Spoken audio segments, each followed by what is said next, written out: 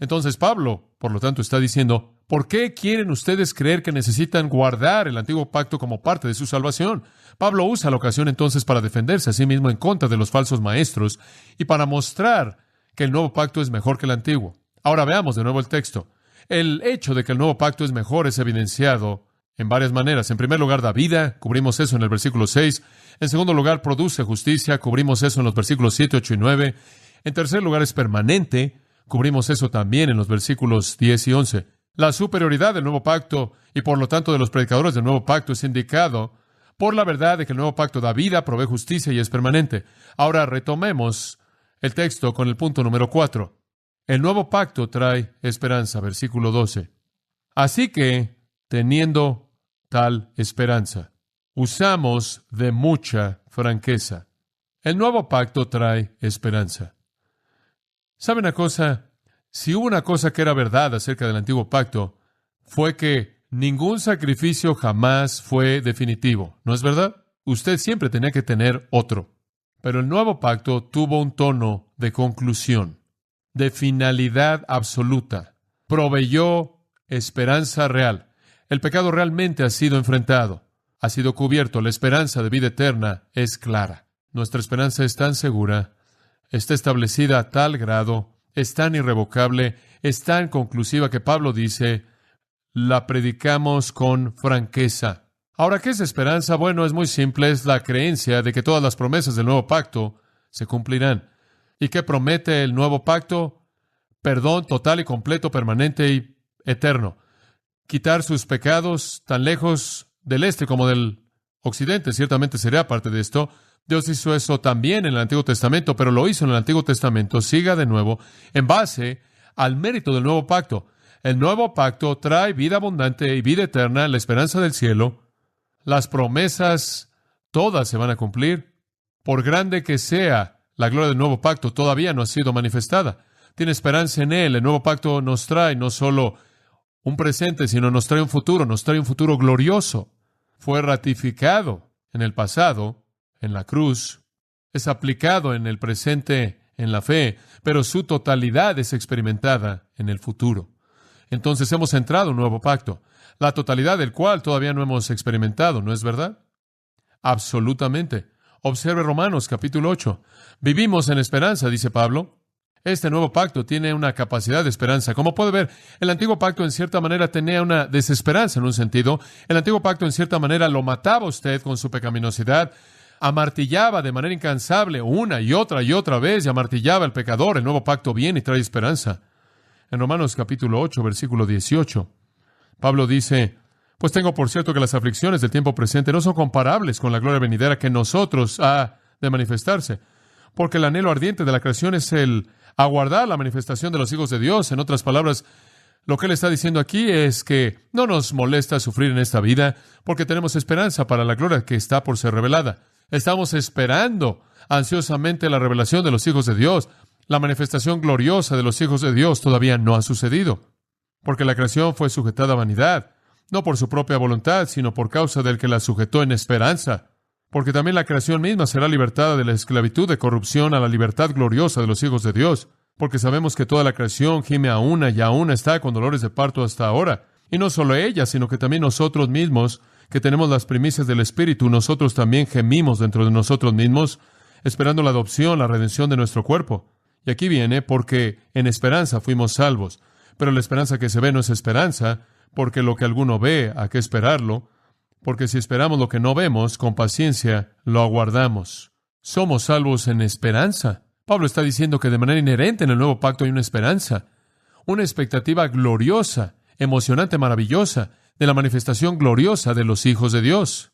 Más adelante en Romanos capítulo 15, versículo 13, Él da una bendición. Dice, y el Dios de esperanza os llene de todo gozo y paz en el creer, para que abundéis en esperanza por el poder del Espíritu Santo. Como puede ver, vivimos en esperanza. Ayer fui al hospital, pasé como una hora con Herb Klingen. Herb tuvo otro infarto y estaban haciendo algunas pruebas en su corazón y tratando de entender si hubo algún efecto en su corazón, algún daño en el corazón a partir de su último infarto. Y simplemente estábamos hablando de la dificultad de la vida cuando usted llega a los 80 y todo eso, y con gozo y felicidad en su corazón, él habló de la posibilidad y realidad de la muerte. lo cual para él no es un asunto de temor porque lo lleva a la presencia de Jesucristo. Eso es lo que es vivir en esperanza. Eso es lo que significa vivir en esperanza.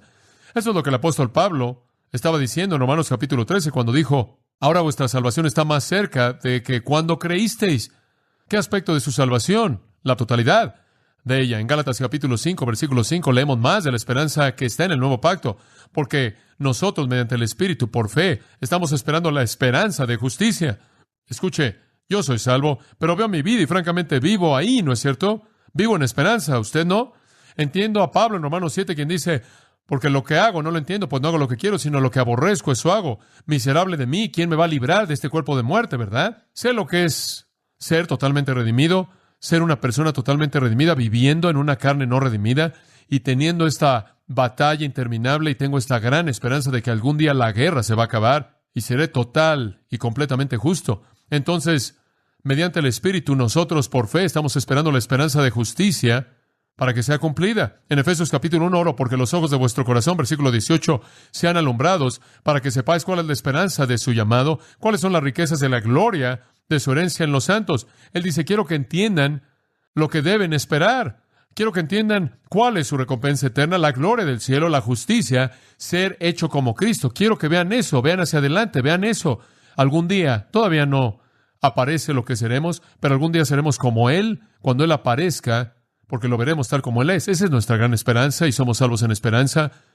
Tenemos lo que Pablo dice en Efesios 4:4, una esperanza de vuestro llamado. Esa esperanza, claro, es volverse como Jesucristo. Pedro ciertamente esperaba esto, como muchas otras escrituras lo afirman. Pero escucha, 1 Pedro 1:3, bendito el Dios y Padre de nuestro Señor Jesucristo, que según su grande misericordia nos hizo renacer una esperanza viva mediante la resurrección de Jesucristo de los muertos. ¿Cuál es nuestra esperanza? Para obtener una herencia incontaminada, inmarcesible, inefable, reservada en los cielos para vosotros. Esa es nuestra gran esperanza. Fijen su esperanza, dice él en el versículo 13, completamente en la gracia que os será traída en la revelación de Jesucristo. Establezcan su esperanza en la gracia que van a recibir cuando Jesús venga. Versículo 21. Su fe y su esperanza están en Dios. Entonces Pablo dice, de regreso a nuestro texto, versículo 12, teniendo entonces una esperanza así, como en el nuevo pacto, usamos de mucha franqueza en lo que decimos. Literalmente continuamos usando mucha apertura, exhibición pública o franqueza, sin reservas, sin timidez, sin titubeo.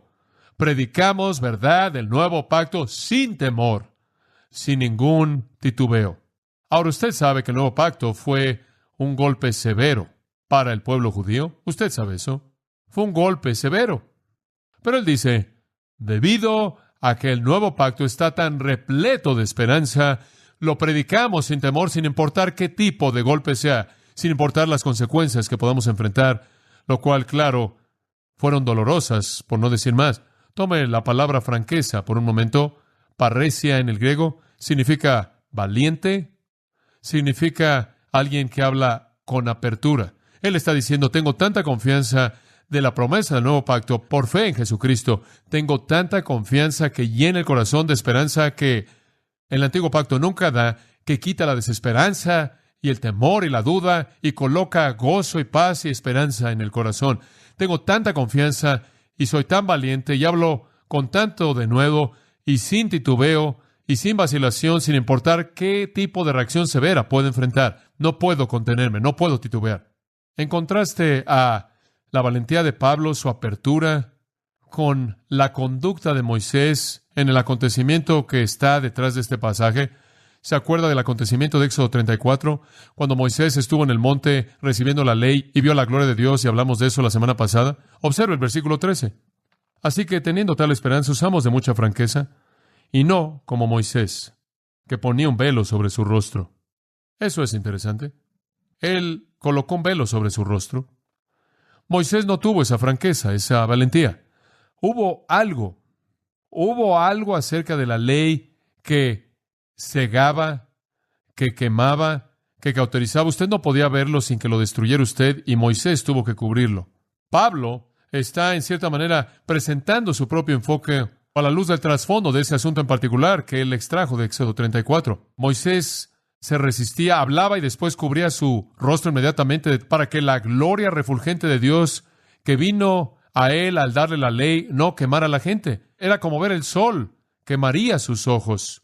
era un pacto que quemaba.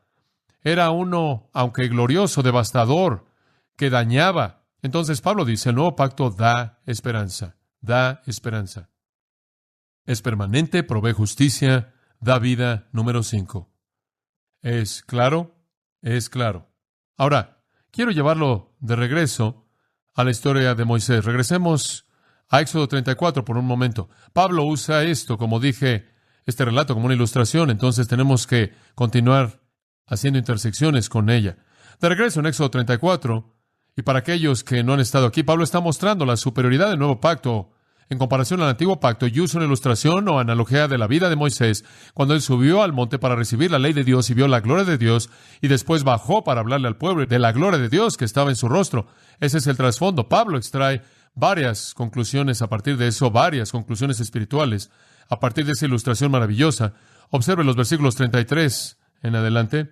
Cuando Moisés había terminado de hablar con ellos, él colocó un velo sobre su rostro. Ahora recuerde que él les habló con la gloria refulgente en su rostro y tenían que ver al lado. Podían ver el resplandor, pero no podían verlo directamente. Pero cuando él dejó de hablar para que pudiera tener algún tipo de vida normal, él se colocaba un velo sobre su rostro para cubrir la gloria, para que pudiera moverse entre el pueblo y que no tuvieran este resplandor que los cegaba. Se colocaba un velo sobre su rostro. Pero cuando Moisés entraba delante del Señor para hablar con él, se quitaba el velo hasta que salía. Y cuando él salía y hablaba a los hijos de Israel lo que se le había mandado, los hijos de Israel veían el rostro de Moisés y veían que brillaba la piel del rostro de Moisés. Entonces Moisés colocaba el velo sobre su rostro hasta que entraba a hablar con él. Entonces simplemente fue la idea de que él usaba el velo después de que él había dado el mensaje y había salido de hablar con Dios, en donde él estaba descubierto. Él de una manera descubierta hablaba el mensaje para que pudieran ver la gloria de la ley de Dios como él la dio, y entonces él se cubría su rostro. Entonces Pablo dice, observa el versículo 13, él dice, no somos como Moisés, quien solía colocar un velo sobre su rostro. ¿Qué es lo que él está diciendo ahí? El encubrimiento fue algo inherente a la gloria que se desvanecía del antiguo pacto. Era demasiado penetrante, era demasiado devastador, era demasiado mortal. Estar expuesto de manera constante a ello era enceguecedor, pero había más que eso. Usted también podría, a partir de ahí, tener la idea de lo que Pablo está diciendo es que el antiguo pacto en su totalidad básicamente era algo que estaba encubierto, estaba velado, estaba en sombras. Usted solo podía obtener un vistazo de ello y después venía el velo. Eran tipos, eran retratos, símbolos, misterios ilustrados por el velo. Moisés comunicó la gloria del antiguo pacto con cierta oscuridad. Él colocó un velo sobre su rostro para esconder la gloria, para no cegar a la gente. Él usaba el velo porque la gloria de su rostro era grande, era brillante. Él no estaba tratando de esconder la realidad de que era una gloria que se iba a desvanecer. No es que él quería que creyeran que una gloria que se estaba desvaneciendo no se estaba desvaneciendo. Ellos sabían que se estaba desvaneciendo. Él no se cubrió con el velo todo el tiempo. Solo cuando él había venido de ver a Dios y de haber recibido la gloria. Cuando él hablaba con Dios, la gloria regresaba. Él probablemente estaba descubierto, como dije, y después se colocaba el velo hasta que la gloria se desvanecía. Pero hubo cierto encubrimiento, y eso es lo que Pablo está diciendo. Moisés simplemente se puso un velo. Hay un elemento del antiguo pacto que encubre, ¿no es cierto? Recuerda ahora lo que Pedro dijo, que los profetas del antiguo pacto escribieron, y escudriñaron lo que escribieron para descubrir lo que ellos quisieron decir con lo que escribieron. Hubo un misterio ahí. Un buen paralelo a esto lo estudiamos en el libro de Apocalipsis. Hemos estado haciendo eso durante meses y meses, y regresamos al libro de Apocalipsis y hacemos lo mejor que podemos hacer por entender lo que está por venir en el futuro. Pero honestamente hay tanto en ese libro que hacemos un esfuerzo valiente por entenderlo, pero solo la gente que vive en el momento que suceda realmente van a comprenderlo de manera total. Entonces, es lo que hacemos. Escudriñamos y escudriñamos y escudriñamos. Jim Stetzinger me estaba diciendo hace 2 semanas atrás que Juan Calvino escribió un comentario en todo el libro del Nuevo Testamento, excepto el libro de Apocalipsis, y él dijo, no puedo entenderlo. Es algo muy difícil de entender, e inclusive cuando entendemos una gran parte del mismo, hay partes del libro que solo la gente que esté viva en ese entonces van a entenderlo. Entonces lo vemos como los profetas veían lo que escribían y se preguntaban lo que significaba. El antiguo pacto tuvo cierta cubierta, cierto elemento que lo encubría, que el nuevo pacto no tiene. Fue un pacto velado, fue un pacto que se desvanecía. La parte que se desvanecía fue simbólica del hecho de que iba a desvanecerse, iba a cesar en su existencia. El velo también indica la parte cubierta del mismo, pero no hay nada velado y no hay nada que se desvanece en el Evangelio del Nuevo Pacto. De hecho, el apóstol Pablo, en varios lugares en sus epístolas, habla de los misterios siendo revelados, ¿no es cierto? Ahora, Pablo dice las razones por las que los judíos del día de Moisés no podían ver de manera fija. La razón por la que Moisés se colocó el velo fue para que la gente no tuviera que estarlo viendo porque no podían verlo de